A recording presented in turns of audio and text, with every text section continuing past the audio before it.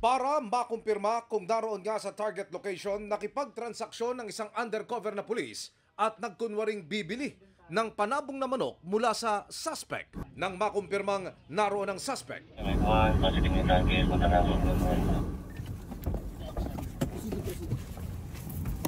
pagdating sa dulo ng eskinita,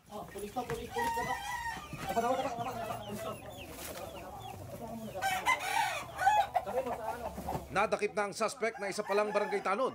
Nakakarap siya sa kasong rape na nangyari sa Leyte noong 2022 at nagtago sa Payatas, Quezon City. Ang cover story niya kasi, siya ay isang mananabong at marunong mag-alaga ng manok at siya ay into buy and sell ng mga manok. Nakapagtago siya ng mga 3 taon.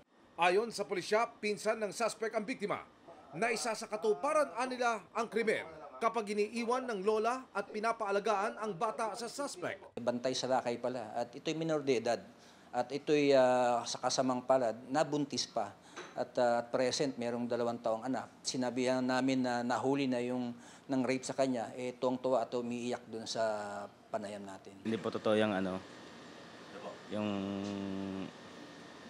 ginagahasa ko po siya, pero nagkamahalan kami dalawa. Kasi nagkaroon kayo ng relasyon?